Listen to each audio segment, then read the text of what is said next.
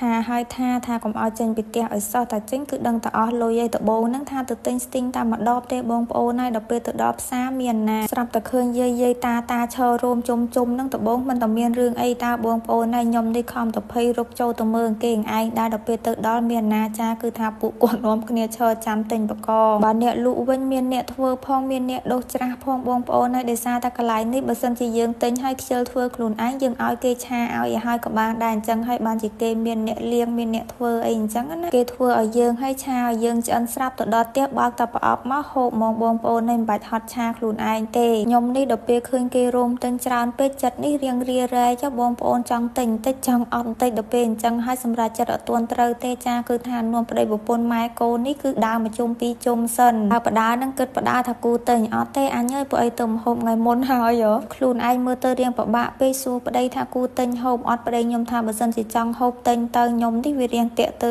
ចិត្តទៅនេះសម្រាប់ចិត្តមិនទាន់ត្រូវទេបងប្អូនហើយអញ្ចឹងហើយនាំបងប្អូនអ៊ំពូមីងមកដើរកយគុណអ្នកលក់នៅស្រុកចិនបន្តិចសិនបងខ្ញុំទៅនេះទើបតែម៉ោង4ទេបងប្អូនអញ្ចឹងហើយអត់ទាន់មានសបោអីលក់ទេទោះតែរៀងយប់បន្តិចម៉ោង6 7អីបញ្ចប់ផ្ដើមមានមីឆាមានរបស់លក់អីផ្សេងអញ្ចឹងហើយទៅពេលចូលដល់ខែក្តៅគឺអញ្ចឹងឯងបងប្អូនហើយពេលល្ងាចឡើងហ្នឹងគឺថារបស់ហូបមិនចេះខ្វះទេដោយសារតែគេចូលចិត្តដើរពេលល្ងាចពួកអីវារៀងត្រជាទៅនេះគឺគេសបោលក់អាស្អីគេណាស់នេះបងប្អូនឃើញគេចាប់ឡើងទាំងចង្វាយនេះប៉ុន្តែខ្ញុំមិនដែរហូបទេឃើញតែគេរោមទិញគេមានបន្លែមានសាច់មានប្រហិតអីលាយគ្នាអញ្ចឹងណាយើងចង់ហូបអីគឺយើងចាប់យកអានឹងឲ្យគេថ្លឹងគិតលុយតាមនឹងទៅមើលថ្ងៃណាមួយចាំសាកគេឯងដែរបានស្គាល់គ្រប់រសជាតិបន្ទាប់ពីដើរមកជុំពីជុំហើយឥឡូវនេះសម្រាប់ចិត្តត្រូវហើយបងប្អូនអើយចាគឺថាត្រូវទៅទិញប៉ុន្តែថាខ្ញុំអត់ទិញដែរកន្លែងគេរោមមិញហ្នឹងទេបងប្អូនដោយសារតែកន្លែងហ្នឹងមនុស្សច្រើនពេកអញ្ចឹងហើយបើសិនជាយើងឈរចាំ2ម៉ោងអីទៀតមិនទាន់ដឹងមិនផងហ្នឹងក៏ពួកខ្ញុំទិញនៅកន្លែងគេលក់ជាប់ហ្នឹងទៅកន្លែងគាត់អត់សូវមានមនុស្សទេដោយសារតែគាត់ធ្វើអត់ទាន់ឆ្អិនកន្លែងដែលខ្ញុំទិញនេះគឺរៀងថ្លៃជាងកន្លែងដែលមានមនុស្សច្រើនមិញ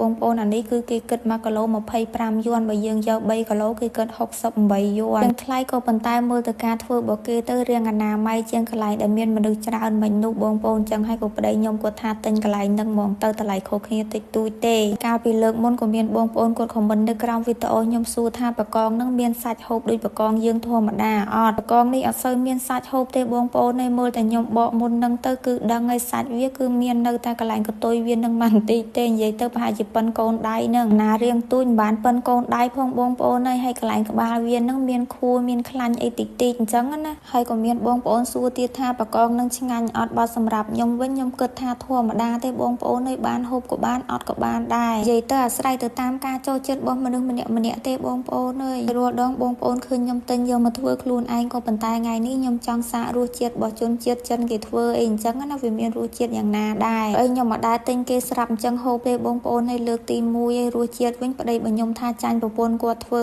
ទេតាមពិតទៅប្រចិននឹងចូលចិត្តរកកន្លែងឲ្យតែប្រពន្ធហត់នឹងដោយសារតែគាត់មិនសូវចូលចិត្តហូបម្ហូបក្រៅអញ្ចឹងហើយគាត់ចេះតែបញ្ចូលយើងទៅឲ្យយើងធ្វើខ្លួនឯងឲ្យគាត់ហូបនិយាយលេងទេបងប្អូនអើយហើយវីដេអូរបស់ខ្ញុំថ្ងៃហ្នឹងក៏មានតែប៉ុណ្្នឹងដែរអរគុណបងប្អូនអ៊ំពូមីងទាំងអស់គ្នាជម្រាបលាជួបគ្នាវីដេអូក្រោយទៀត